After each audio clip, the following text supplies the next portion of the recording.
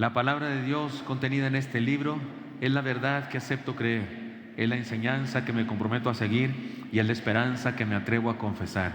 Nada me impide recibirla, nadie me evitará que la haga parte de mi vida y por ningún motivo dejaré de proclamarla. Estoy aquí para leerla, oírla y vivirla diariamente.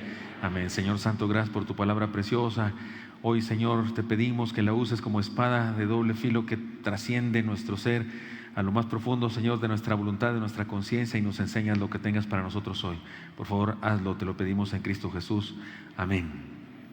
Amén. Vivamos a partir de su amor, se llama el mensaje de hoy. Recuerdan, es la serie respondiendo a sus señales. Y ahora vamos a uno de esos incidentes en la vida del Señor Jesucristo que nos ayuda a entender cómo respondió la gente a las señales que hizo con aquellos milagros.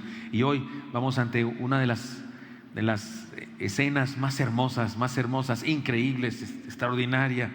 Y por increíble me refiero no que no debamos creer en eso, sí debemos creer, pero me refiero única, extraordinaria escena en la vida de nuestro Señor. Vayamos al noticioso que nos dice el contexto histórico de esto. Adelante.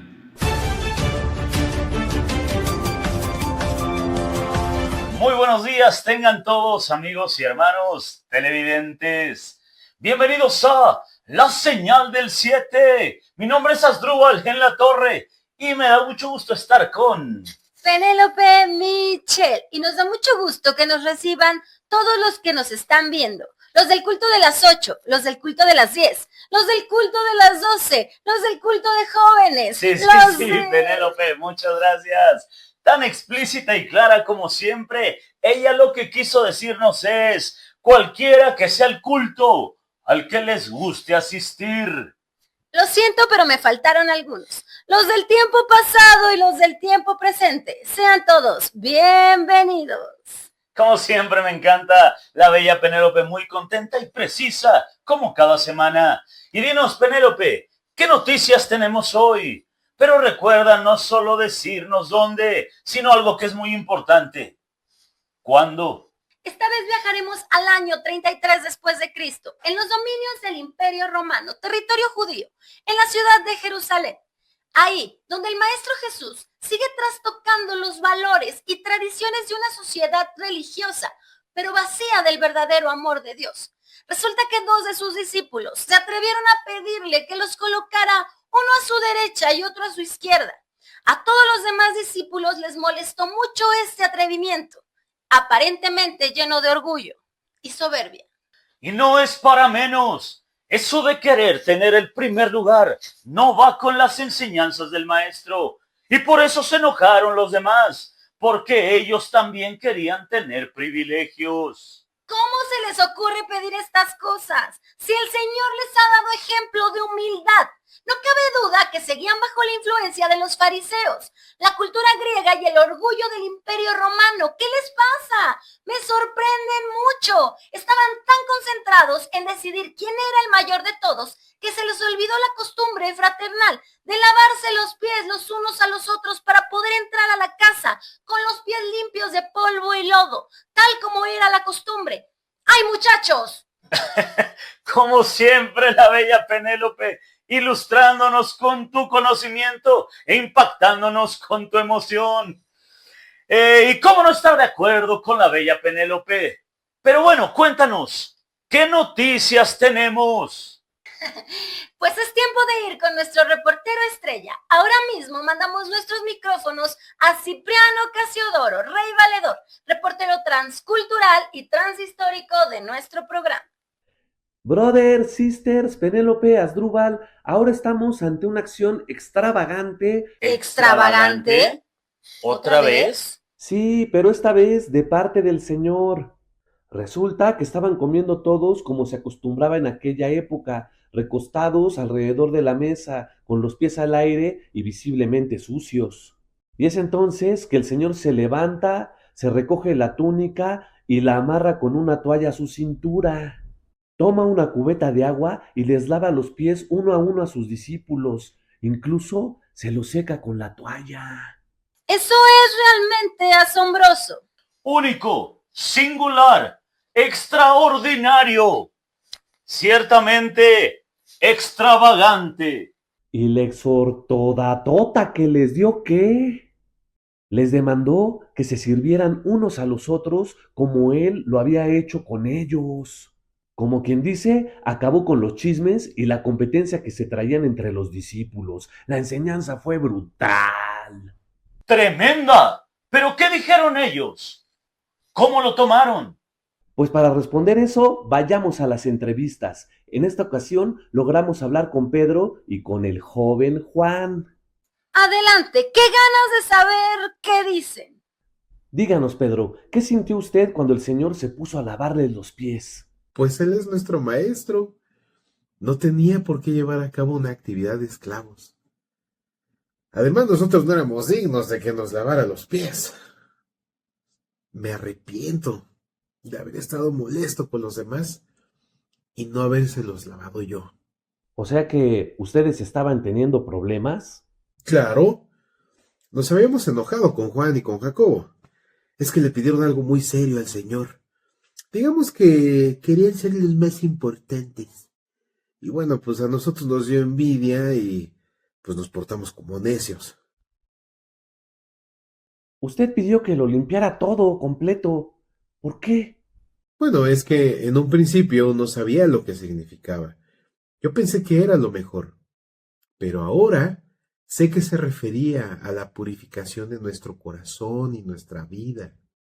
Sí, mis pies están limpios y me hacen caminar con Él y hacia Él. ¿Sí entiende eso? Creo que sí, está muy claro. Gracias, Pedro. Juan, una vez más queremos preguntarle algo. ¿Qué opina usted de la gran lección de servicio que les dio el Señor al lavarles los pies? Es una bella enseñanza, pero no fue la más importante. Él quería enseñarnos algo más grande. ¿Una enseñanza más grande que esa? Sí, mucho más grande. El Señor quiso darnos una señal de su amor. Le explico. Él se reveló a nosotros como el Cordero que quita los pecados de todos los que creemos en Él. El lavado de los pies fue una señal del lavado integral de nuestra vida que Él llevó a cabo en nosotros. Y para hacerlo, se hizo esclavo y se humilló. Cuando le vi crucificado en el monte de la calavera, entendí que con su sangre estaba lavando todos mis pecados. Entiendo. Es decir, que lo que hizo fue para demostrarles cuánto los ama. Lo que hizo nos reveló su gran amor, su eterno amor, y el costo tan alto que pagó para demostrarlo. Gracias, Juan. Qué impresionante saber esto. Ciertamente, debemos amarnos y servirnos los unos a los otros, pero eso no es posible hasta que entendemos la grandeza de su amor. Su amor, a los que le seguimos y por lo tanto estamos limpios, nos motiva a amar. Pero su amor también descubre a los que no le siguen y no están limpios, y los obliga a manifestarse, como fue el caso de Judas. Su amor es todo y está presente en toda nuestra vida. Jamás podremos comprenderlo mientras estemos en la tierra. Juan, lo que usted dice es muy profundo y muy cierto. Muchas gracias. Cipriano Casiodoro, rey valedor. Dígame, apóstol Juan. Él te ama tal y como eres, y por ese amor te está transformando, para que un día seas tal y como Él quiere que seas. Sigue adelante. Él me ama, claro. ¿Y de qué manera? Penélope, Asdrúbal, brothers, sisters, disculpen mi emoción, pero esto de ser reportero transhistórico me enseña cosas demasiado profundas y maravillosas. ¿No es grandiosa esta enseñanza? Ciertamente lo es. Y recibir las entrevistas de tu trabajo también lo es para nosotros. Por eso no dejes de seguir al maestro y contarnos sus señales. Así es, mi estimado Cipri, rey valedor, grandes y conmovedoras enseñanzas. Gracias por tu magnífico trabajo. Y estas fueron las noticias de ayer y hoy. Nos vemos la próxima semana por la señal del 7. Porque aún hay más.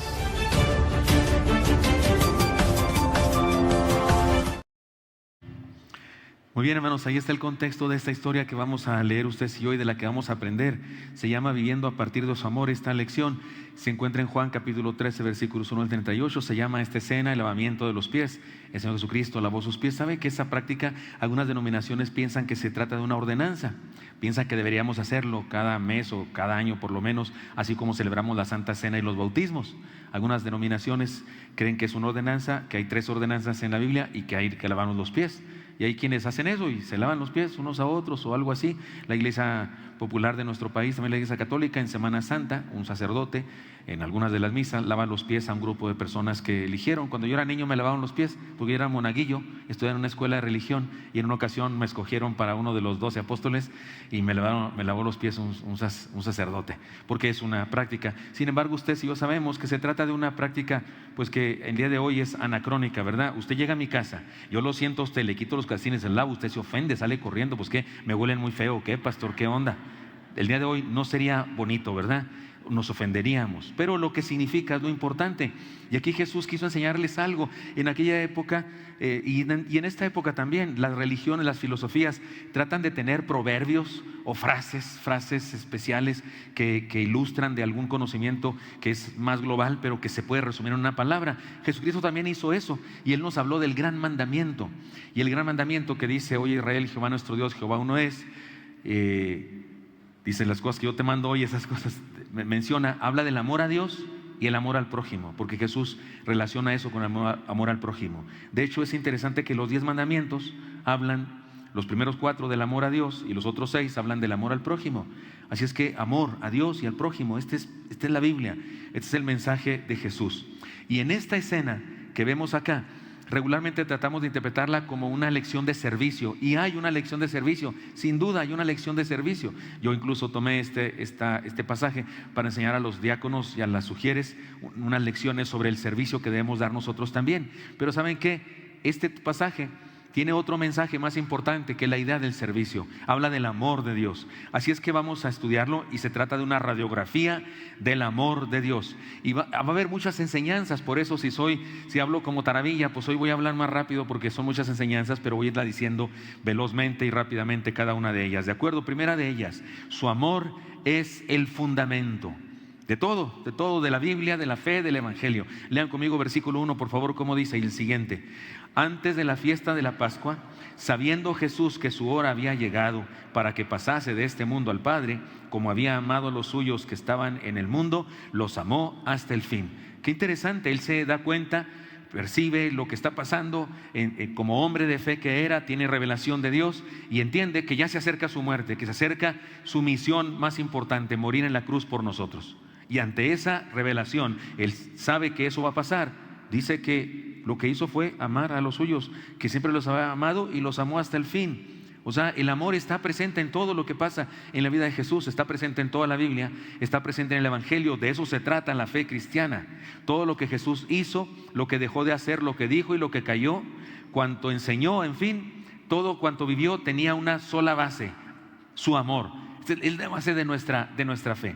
Algunos ven al Señor Dios Todopoderoso como un Dios de juicio. Hay quienes creen en Dios, un Dios de juicio, y sí dice la Biblia: horrenda cosa es caer en manos de un Dios vivo, y se refiere a los que se oponen a sus planes. Pero algunos creen que eso es todo Dios, juicio y ira de Dios. Otros ven a Dios como un dictador, alguien que establece leyes que hay que seguir puntualmente para poder alcanzar la salvación. La gente que piensa así, es un concepto equivocado de Dios. Regularmente como que tiene mucho respeto a Dios, tiene miedo de Dios, no temor de Dios, sino más bien miedo de Dios, y vive un poco en la zozobra porque estaré portándome bien, no estaré portándome bien, y tiene problemas. Creo que muy a menudo las depresiones y las descontroles humanos pueden tener que ver con esto. Y algunos que son muy creyentes, luchan por satisfacer las demandas de Dios, por ajustarse a las demandas morales, a las reglas. Qué triste situación interpretar a Dios así, porque eso es olvidar el atributo más importante de Dios, su amor.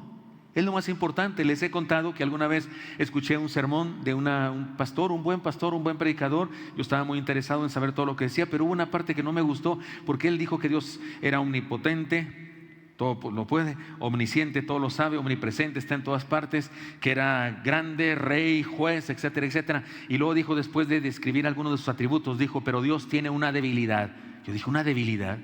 ¿Cómo Dios tiene un tendón de Aquiles? ¿Qué es eso? Eso no me lo había dicho nadie. Dijo, Dios tiene una debilidad. Yo puse atención para ver qué era y dijo, nos ama. ¿Cómo que eso es una debilidad? Es su más grande poder, hermano. Es su más grande poder, no es una debilidad. Su atributo de omnisciencia, sabe todo de nosotros. En la torre estamos perdidos. ¿Nunca se ha puesto a pensar en eso? Si sabe que Dios sabe lo que usted piensa y lo que yo pienso. Ay, hasta pena me da ahorita estar pensando eso. Señor, perdóname. Porque de repente tenemos pensamientos malos, ¿no es cierto? Él sabe todo, Él puede todo, está en todas partes. En la torre estamos fritos, pero nos ama. Bendito sea el Señor. Es el atributo por el que nos puede salvar, porque de su atributo de amor emanan la misericordia y la gracia. Entonces no es su debilidad, es su más grande poder. Lo que más distingue a Dios de cualquier otro Dios de los creados por el hombre o concepto de Dios es su amor por nosotros. Por eso es una cosa nefasta que haya gente por ahí diciendo que Dios odia a los pecadores. Hay algunos que andan diciendo por ahí, te han dicho que Dios ama al pecador y aborrece el pecado, pues yo te digo que aborrece al pecador también. Y usan textos fuera de contexto para decir que Dios aborrece a los pecadores. La Biblia por todas partes dice, bueno, ¿cómo dice Juan 3:16? El texto más famoso, de tal manera amó Dios, ¿a quién, hermano? Y en el mundo la gente es muy buena, toda la gente es buena, todos son santos y perfectos. ¿Y los ama o no los ama? Entonces, que no me vengan con que Dios aborrece a los seres humanos, los ama, aborrece el pecado porque destruye al ser humano. Entonces, lo más significativo de Dios, lo que más lo distingue es su amor por nosotros. La base de una sana teología, la base de un conocimiento correcto de Dios es nuestro entendimiento y vivencia de su amor. Así que, hermanos míos, primera enseñanza, voy a decir muchas ahora y estas quiero que las lean conmigo, lea conmigo esta enseñanza. Experimentemos su amor, que no hay mejor manera de conocerlo. ¿Quieres conocer a Dios? Experimenta su amor, vive su amor. Segunda enseñanza, su amor es la victoria de la lucha. Lean conmigo versículo 2. Y cuando cenaban, como el diablo ya había puesto en el corazón de Judas Iscariote, hijo de Simón, que le entregase, sabiendo Jesús que el Padre le había dado todas las cosas en las manos y que había salido de Dios y a Dios iba. Oiga, hermano, él en el versículo anterior supimos que se enteró, reconoció que ya le llegaba el tiempo de morir. Pero ahora nos dice que también le fue revelado que Dios le ha dado todas las cosas. Eso pasó también, eso se dice también en Mateo 28, la gran comisión. Dice la gran comisión, toda potestad me es dada en el cielo y en la tierra, por tanto, id y haced discípulos. Aquí eso está pasando también. Jesús está entendiendo que toda potestad le ha sido dada en el cielo y en la tierra. Él dice que todas las cosas había puesto el Padre en sus manos. ¿Y qué sigue después de esto? Lava los pies de sus discípulos. Como dicen en mi rancho, válgame Dios. O sea, se entera que es el Dios del universo, que es el Rey del universo, que el Padre puso en sus manos todo y lo que hace es convertirse en esclavo y lavar los pies. ¿De qué se trata? De un acto maravilloso de amor que es mucho más que una lección sobre el servicio. Es mucho más que una lección sobre el servicio. Es una revelación teológica extraordinaria. Su muerte en la cruz no es la derrota, sino el triunfo de la fe. Hay personas que critican a nuestro Señor Jesucristo y opinan que era un gran líder mientras vivía, pero que fracasó porque fue crucificado. Su muerte en la cruz del Calvario es su más grande victoria. Cuando estaba muriendo en la cruz del Calvario y pidiendo perdón por nosotros, y cuando dice precisamente consumado es, estaba dándole el golpe certero en la cabeza a la serpiente antigua, Satanás mismo, y destruyéndolo para siempre, destruyendo su poder sobre nosotros. No fue su muerte. Su fracaso fue su más grande victoria. Su amor no es la debilidad divina, sino el más grande poder de Dios. El Señor se dio cuenta de la cercanía de su triunfo cuando percibió también la inminencia de su pasión. Supo que iba a triunfar cuando supo que era tiempo ya de morir. ¿Se acuerdan? Lo he dicho muchas veces porque es una enseñanza muy importante y poderosa del Apocalipsis. Capítulo 5 del Apocalipsis para mí es el centro de todo el libro y esta enseñanza es la más gloriosa de ese libro, es el centro de todo. De ahí se debe usar para interpretar todo lo demás. ¿Recuerdan cuando Juan encontró un libro que representa el destino de la humanidad? Es un rollo. y nadie lo puede abrir, tiene sellos y nadie lo puede abrir, y es proclamado en el cielo, ¿quién es digno de abrir este libro? Y no encuentran a nadie, y le dicen a Juan, no hallamos a nadie digno de abrir el libro. Y luego Juan rompe a llorar porque el libro representa la humanidad en su historia, y entonces él reconoce, por eso estamos como estamos en el Imperio Romano, porque nadie dirige la historia va al garete, la historia es un caos. Pero en eso el ángel más humano que está llorando y le dice, no llores, hijo de hombre, ya encontramos a alguien digno de abrir el libro. Primero siempre digo yo eso, ¿para qué lo hacen llorar si sí había alguien? ¿Por qué dicen que no? Es la manera del Apocalipsis de producir un impacto en la gente, El Apocalipsis es un libro simbólico y trata de producirnos cosas. Sí había alguien, pero le dicen a Juan que no, justamente para hacerlo reflexionar sobre su situación. Finalmente le dicen, ya hallamos a alguien digno de abrir el libro, y él quiere saber quién es, y el ángel le dice, León de Judá. Claro, tiene que ser un león, gigantesco por cierto, fiero, fuerte. Y la Biblia en el griego, en español no se nota, pero en griego significa que volteó hacia atrás. El león estaba detrás de él, y le dicen, encontramos al León de Judá. Y cuando Juan voltea, no es un león, es un cordero, como inmolado, degollado. ¿De qué habla? De que el león triunfó como cordero. Triunfó no rasgando las carnes del enemigo, no mordiéndole con sus fauces. Venció al enemigo muriendo en la cruz. De hecho, el mensaje para el pueblo perseguido de ese momento, la iglesia de Cristo perseguida, es este: ¿ustedes creen que están perdiendo porque están muriendo por mí? Porque el Imperio Romano los persigue y está matándolos. No están perdiendo, están triunfando. ¿Sabe una cosa? Lo dicen los historiadores, hasta los no cristianos, que si no hubiese sido por esos miles de cristianos que dieron su vida por Jesús, el cristianismo no existiría. Fue eso, su fe tremenda, el impacto social y en la historia de esas vidas muriendo por Jesús, que hace que el día de hoy haya cristianos como nosotros.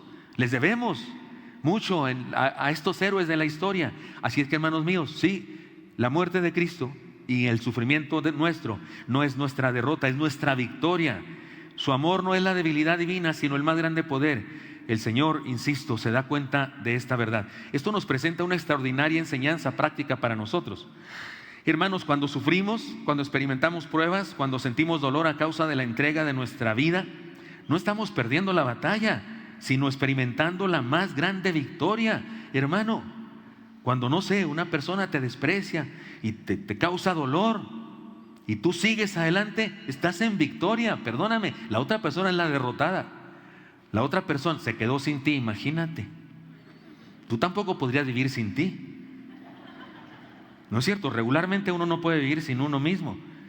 Y alguien me desprecia, que se vaya, pues que se hace. Es decir, cuidado cuando sufrimos porque nos sentimos desvalidos. Si estás en Cristo, los sufrimientos, las enfermedades, los dolores son nuestra victoria porque seguimos confiando en el Señor. Mire, se lo pongo de ejemplo. Si nos atacan las tinieblas, es porque somos luz. Un ejemplo, perdonen este ejemplo. Se me recurrió en el culto de las 8. Suponiendo que te da un soponcio en el cerebro y estás en una reunión, estás en el Estadio Azteca y de repente no sabes quién eres. Y hay gente del América y gente del Guadalajara. Y tú perdiste la noción del tiempo y la vida y no sabes, y te preguntas, ¿a quién le voy? Y junto a ti está un chiva, volteas a verlo y el chiva te dice, sácate de aquí, eres americanista. ¿Sí entendiste? Y si volteas para otro lado y está un americanista y te dice, ¿y tú qué haces aquí? Eres chiva. O sea, hazte para otro lado porque estos sí matan y entierran. O sea, ¿cómo sabes que estás en la luz? Cuando las tinieblas te atacan, se molestan contigo. Ahora, si te la pasas padrísimo en las tinieblas, pues de ahí eres. Eres tinieblas. Ay, disculpa. No nos vemos en el cielo, tú vas para otro lado. No por bueno yo, no, por gracia. Este es lo que está diciendo Jesús aquí. Por eso digamos esta frase también, léanla conmigo por favor. No la que sigue, la que sigue por favor. Píquenle ahí, esa mera, lean conmigo. Vivamos la victoria de la fe en medio de las luchas. Sí, hermanos míos. Además, su amor es acción. Su amor es acción. Lean conmigo versículo 4. Se levantó de la cena y se quitó su manto y tomando una toalla se la ciñó. Luego puso agua en un lebrillo y comenzó a lavar los pies de los discípulos y a enjugarlos con la toalla con que estaba ceñido. Hermanos, su ejemplo es contundente. El amor no es solo un concepto doctrinal. no es un sentimiento, no es una declaración y no es solo una palabra religiosa. El amor es una acción que se toma con una determinación que incluye conciencia, razón y voluntad. Él irrumpió, Señor, irrumpió en la vida de sus discípulos que estaban en discusiones de quién era el mayor. En medio de su indisposición para la ayuda, los interrumpe. No estamos seguros cómo fue. En aquella época la gente, para entrar a una casa, entraba descalza. Y la gente honorable se lavaba los pies antes de entrar, precisamente porque era lo correcto. Y afuera de las casas a menudo había un lugar donde lavarse los pies, un lugar limpio donde corría el agua, me refiero donde se podía ir el agua y no se hacía lodo ahí. Había un lugar donde sacaba agua, como las tinajas, aquellas que muchas personas creen que se convirtieron en vino. Ya dijimos que no fue así, fue la del cántaro. Y de ahí se agarraba con una jícara y se lavaban. Cuando en la casa eran muy ricos y tenían esclavos, algún esclavo, el más bajo esclavo, el de más baja calidad, él lavaba los pies de todos. Se paraban y había una alfombra o algo para secarse.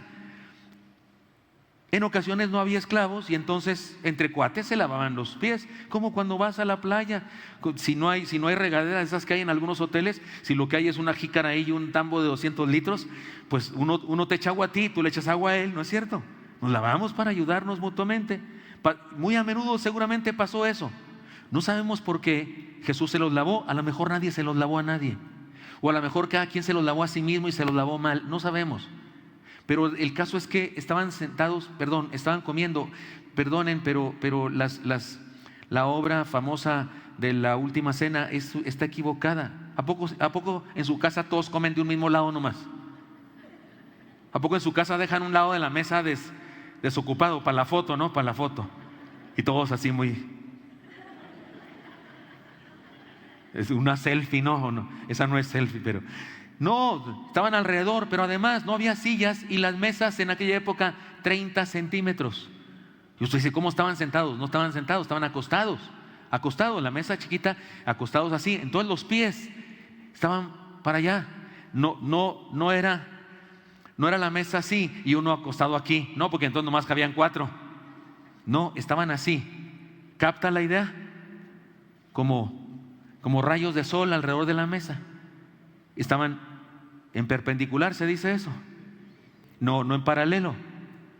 De tal manera que cuando el señor de la casa en ocasiones quería honrar a sus visitantes o a uno de ellos, ordenaba a algún esclavo que le pusiera perfume en sus pies o que le diera un masaje o le lavara los pies. El hombre que estaba siendo honrado ni tenía que voltear a ver al esclavo, era un esclavo, una herramienta más de la casa.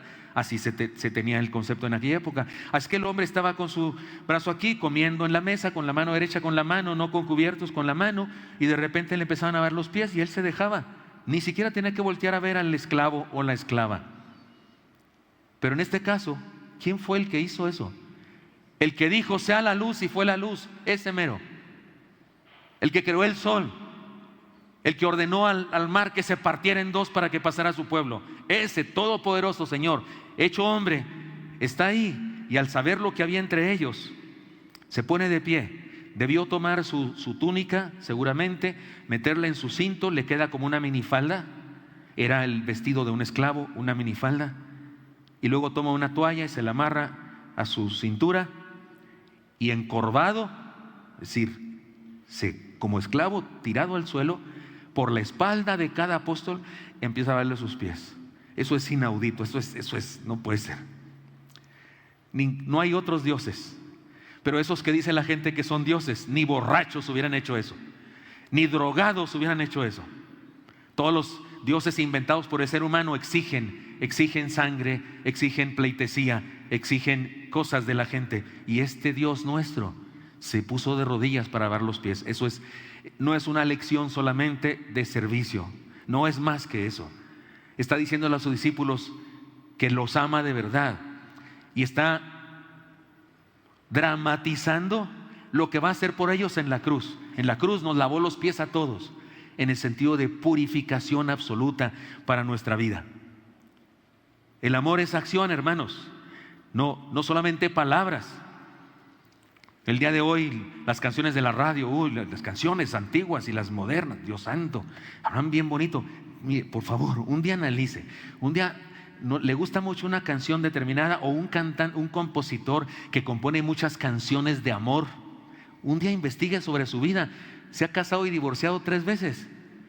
O sea que no le ha funcionado mucho su amor tan grande que tiene. Esta tarde vi correr. Analice su vida, por favor. ¿Cuántas lleva? Perdón, es tu paisano, yo sé, pero discúlpame. Correr. Yo de veras vi correr. Es que corrió la gente también. Yo las vi correr. Cualquiera, no digo nombres porque digo Luis Miguel y gritan todas las chicas aquí.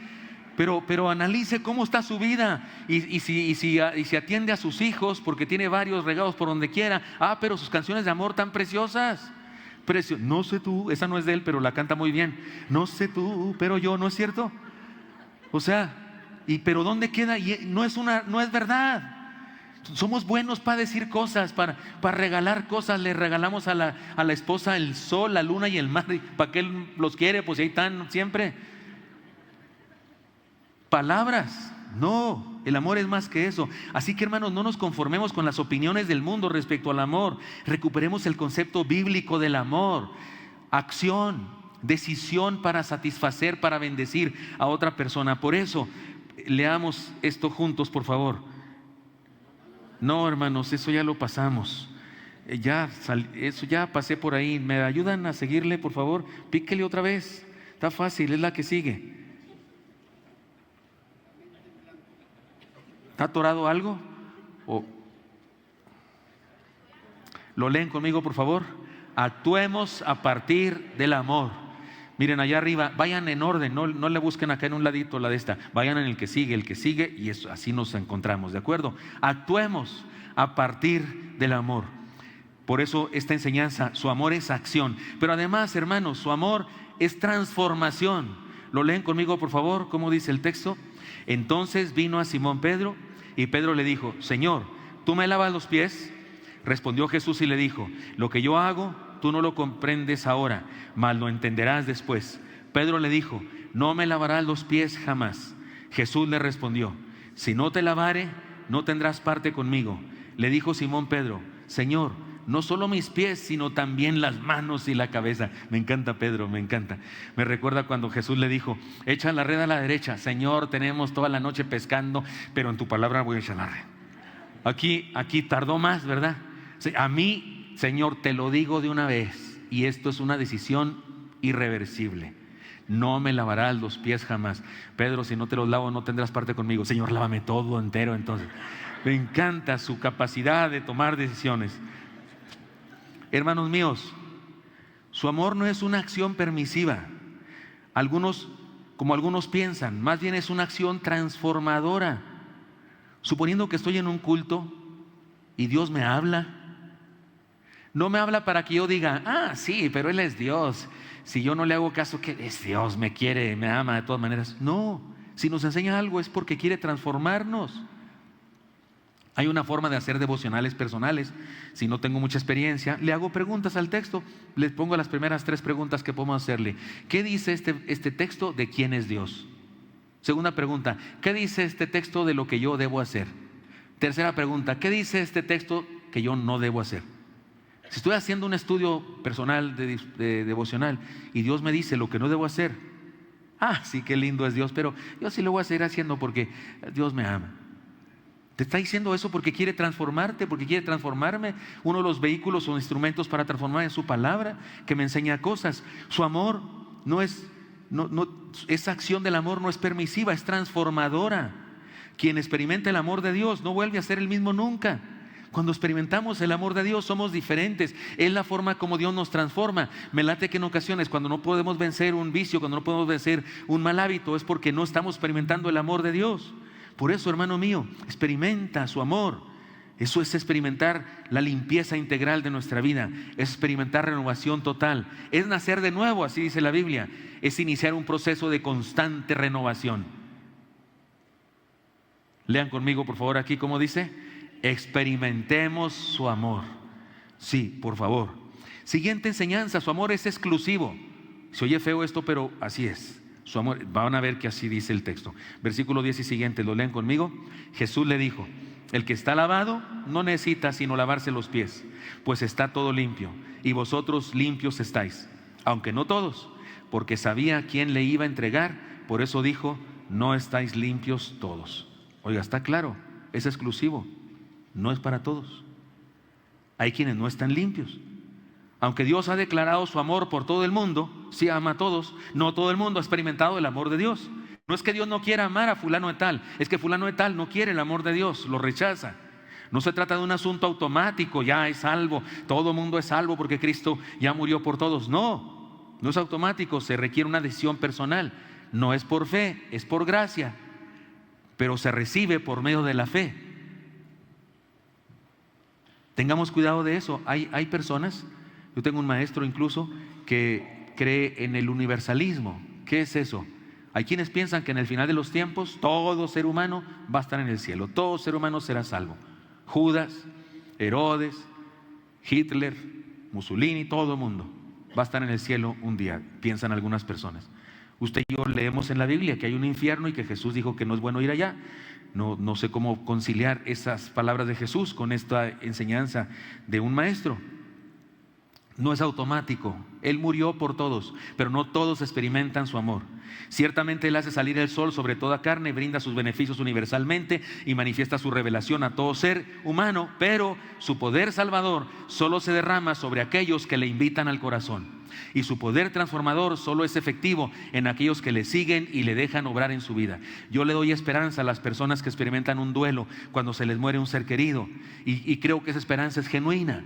Yo sé que las personas a las que les hemos hablado de Cristo, poco o mucho, tienen esa semilla ahí, y es posible que en su dolor, en su enfermedad, nuestros seres queridos hayan clamado ahí en su corazón a Dios, y por eso podemos tener la esperanza de que los veremos en el cielo, porque la gracia del Señor puede salvar a una persona aún en el instante antes de su muerte. ¿Están de acuerdo conmigo? ¿Qué le dijo Jesús al crucificado junto a Él? Hoy estarás conmigo en mi paraíso. Y no fue a la iglesia nunca vino a orar, nunca vio los devocionales del hermano Elí, ni los míos, pero está en el cielo, sí, con todo y zapatos se fue al cielo, porque Jesús estaba ahí y Él creyó en Él en el último instante de su vida, más o menos. Pero tampoco podemos decir que todos los que se mueren se van al cielo.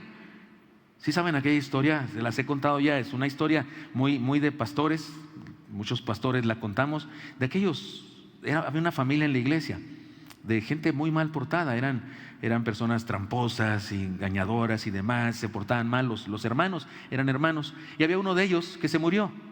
Y entonces el hermano mayor de este fue al pastor y le dijo: pastor, murió mi hermano, queremos que vaya al funeral, por favor, y predique un sermón. Y mientras decía eso sacaba su chequera.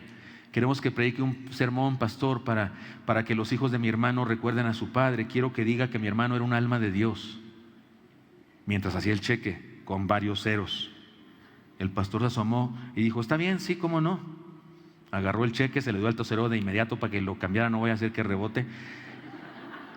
Y se fue a predicar al funeral. Y en el funeral dijo: aquí está un hombre malo, perverso, pésimo padre de familia, horrendo como esposo, tramposo como empresario, pero comparado con su hermano era un alma de Dios.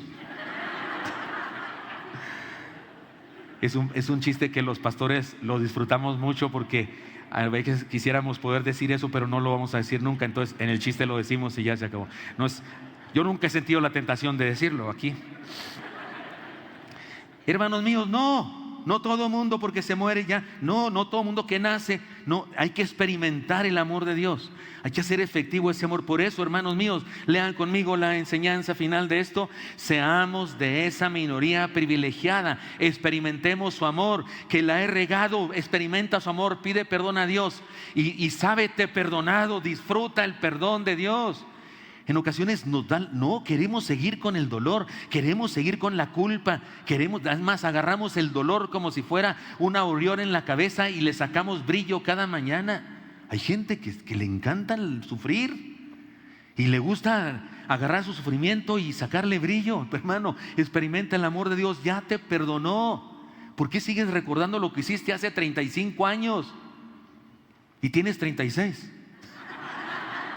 O sea, mira, estabas muy chico.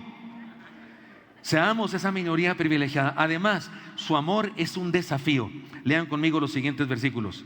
Así que, después que les hubo lavado los pies, tomó su manto, volvió a la mesa y les dijo: ¿sabéis lo que os he hecho? Vosotros me llamáis maestro y señor, y decid bien, porque lo soy. Pues si yo, el Señor y el Maestro, he lavado vuestros pies, vosotros también debéis lavaros los pies los unos a los otros. Porque ejemplo os he dado, para que como yo os he hecho, vosotros también hagáis. De cierto os digo, el siervo no es mayor que su Señor, ni el enviado es mayor que el que le envió. Si sabéis estas cosas, bienaventurados seréis si las hiciereis. Está lleno de enseñanzas. No puedo abarcarlas todas, solamente quiero centrarme en esto que tiene que ver con que su amor es un desafío. Él es el modelo, nosotros somos imitadores. Todas las palabras que describen a un cristiano hablan de relaciones entre Dios y nosotros. Ben Yahweh, hijo de Jehová, es una palabra que establece una relación. Él es padre, yo soy hijo. Mayordomo, establece una relación. Él es dueño, yo soy administrador. Santo, establece una relación. Él es soberano, yo soy alguien que Él apartó para sí. Cristiano, Él es el modelo y yo soy un imitador. Él es el modelo para nosotros. Aquí en este pasaje que dice muchas cosas, una de ellas que dice es: háganlo como yo. Su amor mostrado en todas sus acciones nos desafía a nosotros a imitarle, amando. Claro, seguramente algunos de nosotros vamos a justificarnos que no podemos hacer eso porque decimos: no, es que yo no soy Jesús, ni que fuera yo Dios para perdonarte. Hay gente que dice eso: no soy Dios para perdonarte. Pero Jesús, cuando estuvo en la tierra, era hombre, 100%. Filipenses 2 dice: no estimó el ser igual a Dios como cosa que aferrarse, sino que se despojó de sí mismo, humillándose a lo sumo, dice, y se hizo hombre, y en la condición de hombre incluso sufrió. Hermanos míos, Jesús no vivió usando sus atributos divinos, no. Y usted dice: no, ¿cómo que no, pastor? ¿No resucitó a Lázaro? También Elías resucitó al hijo de la viuda. También Eliseo hasta sacó un hacha del río y la hizo flotar, y era de hierro. Y Eliseo, dígame usted, ¿era Dios Eliseo? ¿Era Dios Elías? Cuando Moisés tendió la vara y se abrió el mar rojo, ¿era Moisés Dios? ¿De qué manera se hicieron esos milagros? Porque eran hombres que creían en Dios, confiaron en su palabra y Dios hizo los milagros. Cuando Jesús resucitó a Lázaro, cuando Jesús resucitó al hijo de la viuda de Naín, no lo hizo como Dios, lo hizo Dios el Padre en respuesta a la fe de un hombre, Jesús. Jesús se despojó, no se portó como Dios mientras estaba en la tierra, se portó como hombre para enseñarnos a nosotros. En todo fue tentado a nuestra semejanza. Así que, hermanos míos, no tenemos justificación para decir: bueno, es que yo no puedo ser como... Tienes razón, no podemos ser como Cristo exactamente, está lejos eso, pero debo intentarlo en ese camino, porque Él nos manda que amemos, que sirvamos como Él sirvió. Si Él lo dice es porque sabe que podemos hacerlo. Por eso leamos esto, por favor, digan conmigo esta frase: sigamos su ejemplo y amemos. Amemos, hermanos. Además, su amor es un plan de salvación. Lean conmigo versículos 18 y siguientes. No hablo de todos vosotros, yo sé a quienes he elegido, mas para que se cumpla la escritura, el que come pan conmigo levantó contra mí su calcañar. Desde ahora os lo digo antes que suceda, para que cuando suceda creáis que yo soy. De cierto os digo, el que recibe al que yo enviare, me recibe a mí, y el que me recibe a mí, recibe al que me envió. Habiendo dicho Jesús esto, se conmovió en espíritu y declaró y dijo: de cierto os digo, que uno de vosotros me va a entregar. Entonces los discípulos se miraban unos a otros, dudando de quién hablaba. Y uno de sus discípulos, al cual Jesús amaba, estaba recostado al lado de Jesús. A este pues hizo señales Simón Pedro para que preguntase quién era aquel de quien hablaba. Él entonces, recostado cerca del pecho de Jesús, le dijo: Señor, ¿quién es? ¿No les da ternura esto? ¿Qué escena más humana, ¿no? Más humana del todo. Jesús se conmovió en espíritu. Cuando dijo que alguien de ellos lo iba a entregar, se conmovió en espíritu. Se le quebró la voz o algo, porque iba a ser traicionado por uno de sus principales seguidores, por uno de sus discípulos. Levantó su calcañar, me dio una patada, es lo que significa eso. Y eso estaba en un salmo se dice eso, un salmo mesiánico. Y luego haciéndole señas Pedro a Juan: pregúntale, dile. ¿Sí captaron lo que le estaba diciendo Pedro? No creo que haya sido eso, pero lo que nos diríamos aquí, ¿no? Se imagina una escena muy humana, muy linda.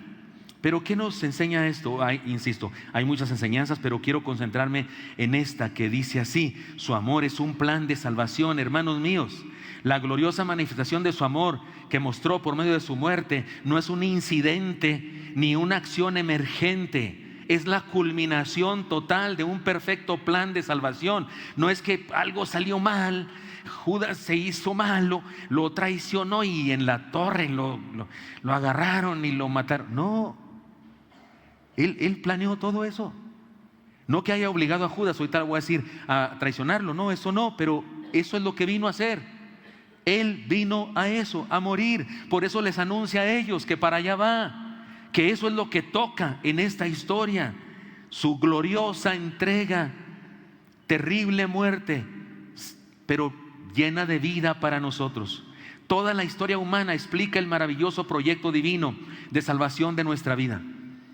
El Señor tenía ese proyecto desde antes de la fundación del mundo, porque como Él todo lo sabe, sabía que íbamos a pecar, que íbamos a caer como raza, y Él había preparado un plan. No lo sacó de la manga. No es que de repente dijo: oh no, ¿quién podrá defenderme? ¿Cómo le voy a hacer? Llegó el Chapulín Colorado y le dio una idea: Señor, ¿por qué no mueres por ellos? No, es su plan desde siempre. Deberíamos humillarnos en adoración profunda ante la maravillosa realidad de su amor por nosotros. Este fue su plan. ¿Recuerdan ustedes en la celebración de los cultos de 7 palabras? A menudo yo he dicho: ¿quién planeó esto? ¿Quién hizo esto macabro, terrible? Matan al Hijo de Dios, ¿cómo se les ocurre? ¿Quién lo planeó? ¿Los romanos? ¿Es culpa de los romanos? ¿Los judíos tienen la culpa? Tenemos la culpa todos nosotros, somos pecadores. Pero ¿quién dirigió ese espectáculo de muerte? Él tenía el control de todo eso. En la cruz del Calvario citó salmos que hablaban de su muerte. Él lo planeó todo. Era su plan, morir por nosotros. Debería eso hacernos caer ante sus plantas de rodillas, como dice Marcos Vidal. ¿Saben que hace muchos años, allá a principios de la Edad Media, hubo un grupo de misioneros cristianos de la iglesia de aquella época que fue a un país donde había una ciudad de personas muy violentas contra los de alrededor, pero ellos internamente tenían cierta paz? Y llegaron estos misioneros y les empezaron a predicar el evangelio de Jesucristo y pusieron atención. Y en cierta ocasión estaban en una sesión los hombres más importantes, los guerreros y el jefe de ese reino, de ese grupo, de esa tribu, lo que sea, de esa etnia, y les contaron cómo el Señor Jesucristo fue apresado. Y mientras le contaban eso, que lo latigaron y esas cosas, ellos como que se les notaba que estaban enojados. Y de pronto les dijeron: y lo clavaron en un madero. Y se levanta el rey de ese grupo étnico, y le dice al misionero: ¿y dónde están esas gentes? Porque ahora mismo mis soldados y yo vamos a ir a derrotarlos a todos. Así emocionado. Entonces le tuvieron que decir: no, eso ya pasó. Pero ¿saben qué? Murió para darnos vida. Y entonces se levanta otra vez el rey de esta etnia y dice: ¿y dónde está ese Jesús para ir a postrarnos todos ante sus pies y agradecerle lo que hace por nosotros? En su ignorancia, en su primitiva manera de pensar, estaba haciendo lo correcto.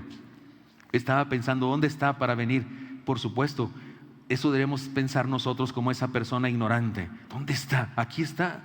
Y podemos ahora mismo postrarnos a sus pies. Por eso, por favor, digamos esta declaración final de este punto: experimentemos a plenitud su plan de salvación.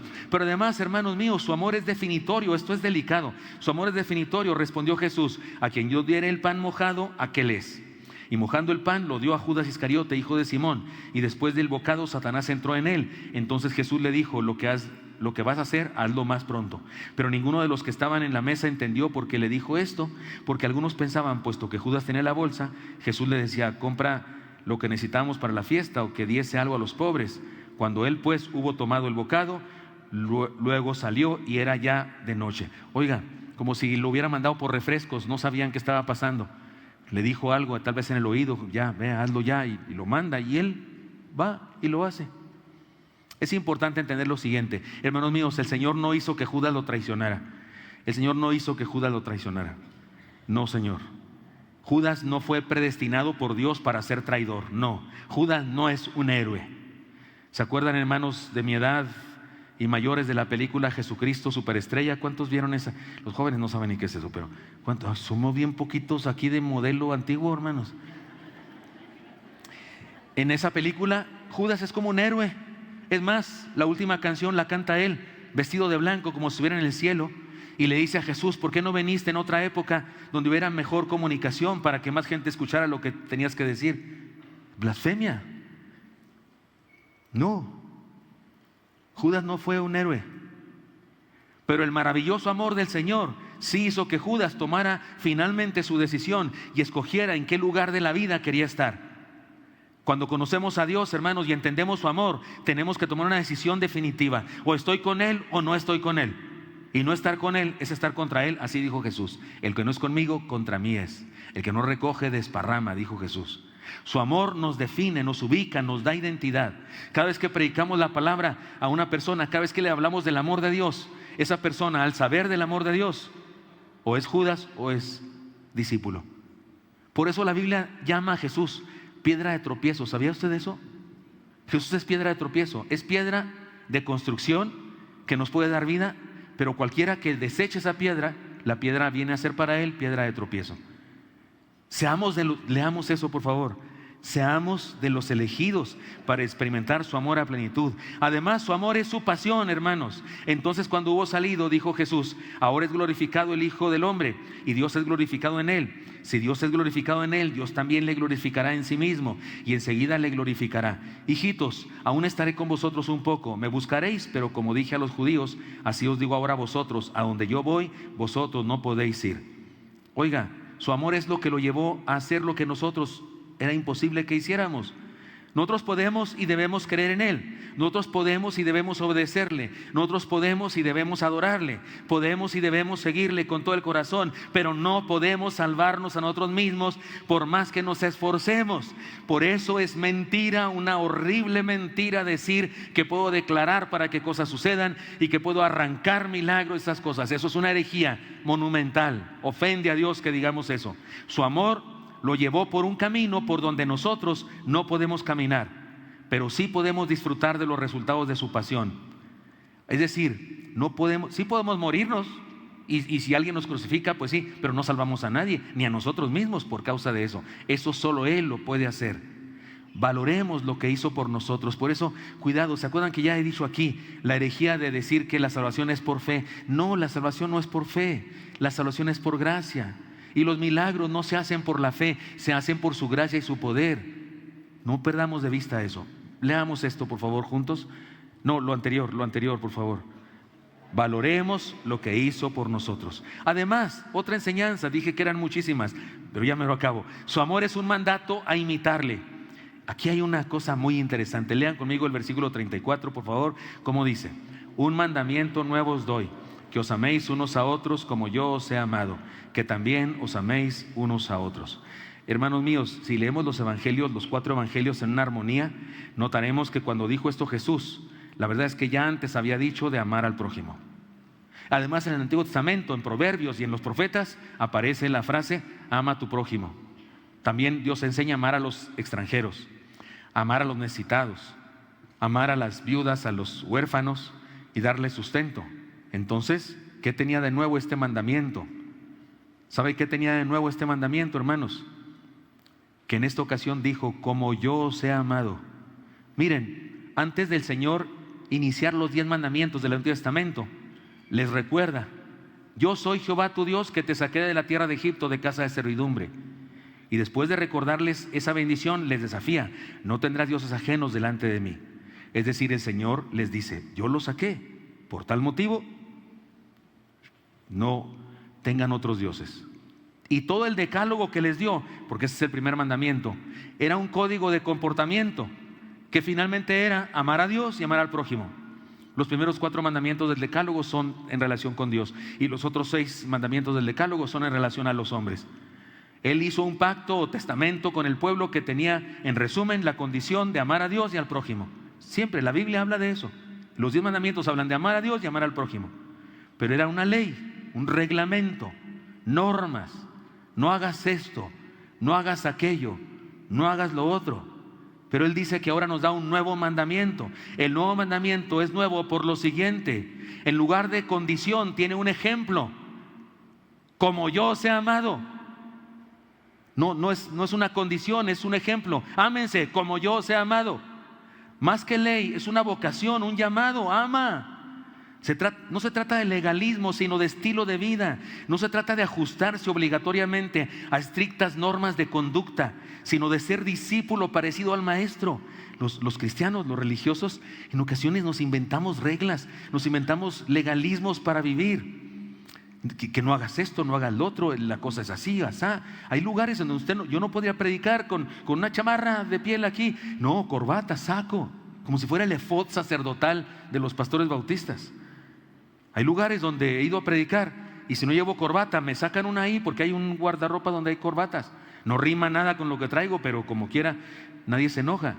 Saben que hay una congregación aquí en México en donde hay una lista de los que no pueden predicar ahí. Tienen una lista negra.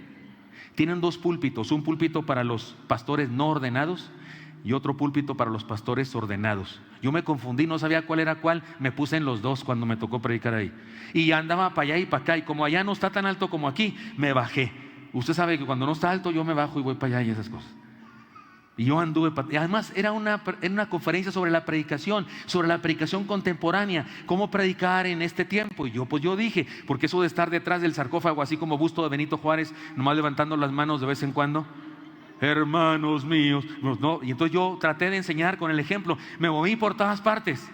Y cuando acabé de predicar, después del culto, hubo un joven de esa iglesia que me aprecia mucho, fue y me dijo: pastor, ¿sí sabe de la lista negra? Sí, usted ya está en ella, me dijo. Me sentí honrado, me sentí muy honrado porque una persona también se mide sus características por la clase de enemigos que tiene, ¿no es cierto? No concibo la idea de una iglesia que pone reglas como esas. Pero a veces somos así, ponemos reglas. El nuevo mandamiento es amarnos sin reglas. Amar porque amo, punto, se acabó. No es porque me lo manda no sé quién, no es porque la ley dice que tengo que amar, es porque Dios está en mí, me lavó los pies y me lavó el corazón y me lavó la mente y me hace ser una persona que ama por mi relación con Él. De eso habla este gran ejemplo de Jesús. Hermanos, digan conmigo este pasaje, esta declaración. Cualquiera puede ajustarse a reglamentos, normas y obligaciones, pero solo quien anda con Jesús como discípulo puede amar de verdad. Además, hermanos míos, su amor es nuestra visión y misión. En esto conocerán todos que soy mis discípulos, si tuvierais amor los unos con los otros. Eso no hay que decir muchas cosas al respecto. Es el gran mandamiento, hermanos, para que el mundo crea, dijo Jesús, para que mostremos que somos hijos, para que vivamos su carácter en nosotros, para que hagamos su voluntad, amemos. Yo tengo una gran responsabilidad con las personas que vienen aquí por primera vez. Tengo que convencerlas con el sermón de que regresen, pero que se queden, yo no los puedo convencer. ¿Sabe qué los convence? El amor de los cristianos, el trato de nosotros. Cuando la gente nos ve amándonos, eso atrae como la miel a las abejas, o a las moscas también. Eso atrae. No son los sermones los que hacen que la gente se integre en las iglesias. Es la iglesia y su amor. Y además, hermanos, su amor es nuestra meta final. Le dijo Simón Pedro: Señor, ¿a dónde vas? Jesús le respondió: a donde yo voy no me puedes seguir ahora. ¿A dónde iba Jesús? A la cruz. Y Pedro no lo podía seguir ahora, pero mire lo que dice: mas me seguirás después. ¿Sabe cómo murió cómo murió Pedro? Crucificado. Le dijo Pedro: Señor, ¿por qué no te puedo seguir ahora? Mi vida pondré por ti. Ahí sí estaba mal Pedro. Él no podía salvar a nadie ni a sí mismo. Jesús le respondió: ¿tu vida pondrás por mí? De cierto te digo que no cantará el gallo sin que me hayas negado 3 veces. Una cosa está clara, hermanos: no hemos alcanzado el nivel espiritual que Dios merece que vivamos. Siempre debemos tener esa constante meta. No puedo amar a Dios como Él me ama, pero debo tener eso como meta en mi vida. Amar como Él nos amó. Nuestro amor siempre será imperfecto como el de Pedro, pero debe ser siempre nuestra meta, amar como Él nos amó. Hay un camino de amor que solo Él puede andar, el camino a la cruz. Nosotros no podemos salvar a nadie, pero sí podemos amar hasta entregar nuestra vida cada día a Él y al prójimo. Esta verdad está en contra de las posturas actuales del empoderamiento, del amor a uno mismo, de la autodeterminación, de la autoevaluación, de la autopercepción, etc. Somos entes sociales, fuimos creados para otros, fuimos creados para relacionarnos para otros. La mujer fue creada para Adán y Adán fue puesto ahí para la mujer, para complementarnos. Eso es lo que somos. La Biblia describe a los malos como amadores de sí mismos. Esa idea de ámate a ti mismo, porque a lo mejor no te amas. Sí debes respetarte y sí debes valorar lo que Dios ha hecho de ti, pero el amor es hacia otro. El amor es un verbo transitorio, es para otro. Amarse a uno mismo es un acto de egoísmo, soberbia, y es una enfermedad. Por eso cuando se habla de los malos se habla de amadores a sí mismos. Tengamos cuidado con eso. Un día vi en el hexatlón, me gusta ver el hexatlón, le voy a los azules, y un día había una chica roja, por eso voy a hablar mal de lo, no es cierto, que se ganó una medalla de algo. Y entonces dijo, porque todos la dedican a mi abuelita que está enferma, a mi hermanita que no sé qué, y ella dijo, esta la dedico a mí misma, porque me quiero decir a mí misma. ¿Qué es eso? ¿Qué es eso? Es un culto a uno mismo, es la religión del yo mismo. Es a otro. Uno vive por otros. No, y no está mal, es lo que somos. Por eso un ser humano solo en una isla como Robinson Crusoe se vuelve loco. Por eso Tom Hanks lloró por una pelota de voleibol de marca Wilson. ¿Se acuerdan? ¿Sí vieron eso? Porque solos no tenemos propósito, vivimos para otros. Cuidado con eso.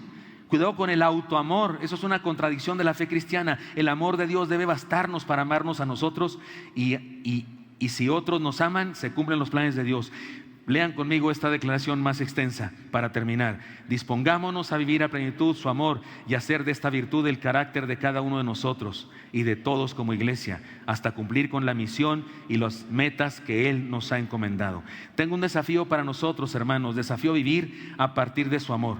Esta maravillosa escena del Señor, el Rey, el Maestro, el todopoderoso Dios encorvado ante los pies de quienes debían servirle a Él, es única, es inédita, es extraordinaria, sin comparación.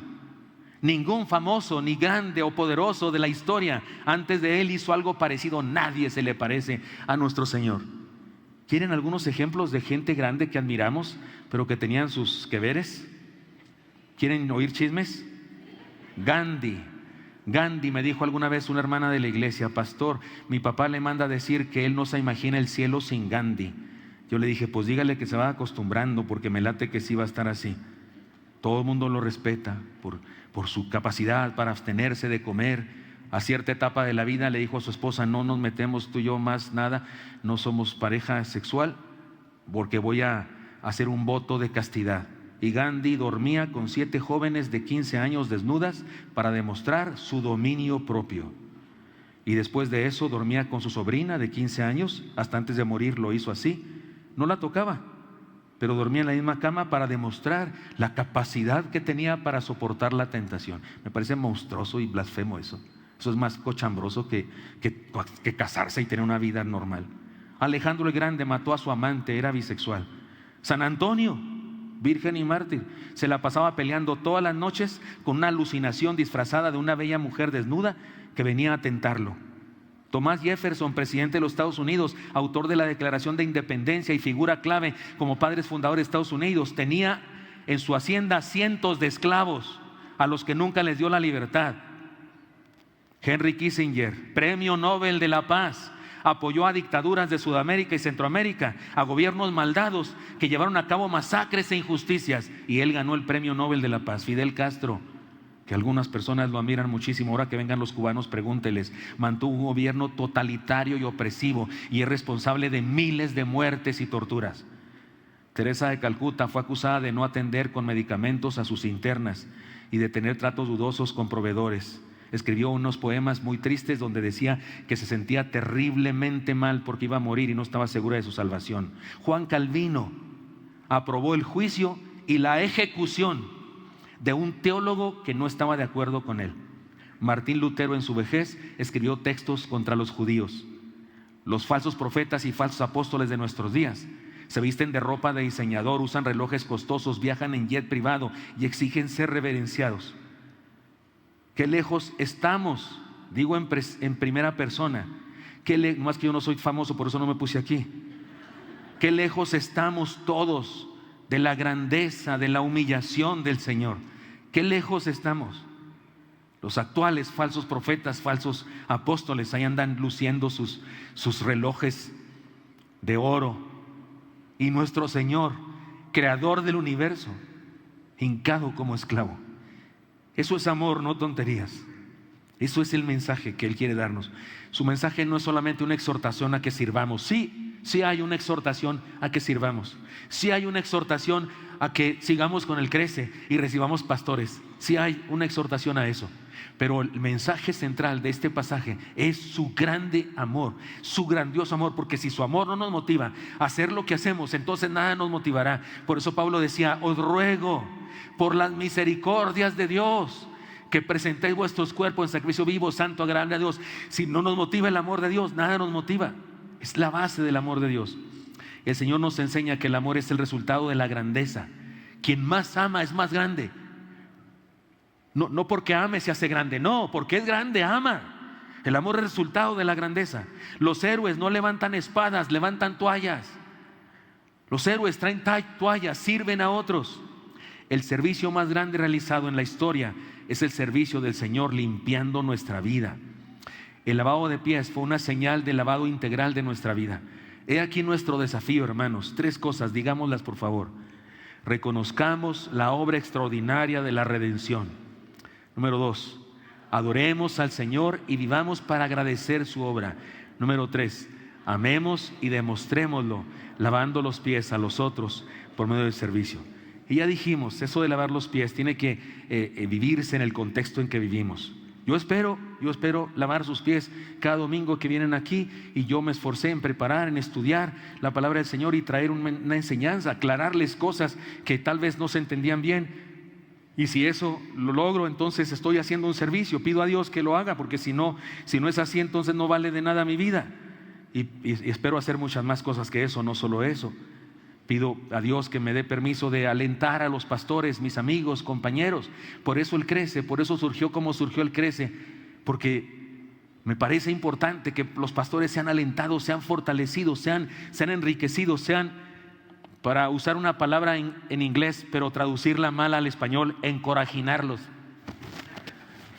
Es que en inglés se dice encourage, ¿verdad? Algo así como darles coraje, que es arrojo. Yo digo encorajinarlos o darles arrojo. Me encanta eso. Y estoy seguro que usted le han lavado los pies las sugieres, los diáconos, los maestros, porque nos servimos unos a otros. Pero, ¿por qué lo hacemos? Porque Él nos amó. Y tratamos de amar como Él amó. Así es que sí, hermanos, vivamos el nuevo mandamiento. Sí es nuevo, porque es como Él. El nuevo mandamiento, amando como el Señor nos ha amado a nosotros. Señor Santo, te doy gracias porque me das permiso compartir esta palabra. Sé, Señor, que hoy he tomado más tiempo que otras ocasiones, pero te pido que esto no sea estorbo para que mis hermanos y yo podamos vivir estas enseñanzas en nuestra propia vida. Hazlo así, Señor, te lo pedimos en Cristo Jesús. Amén. Dios les bendiga.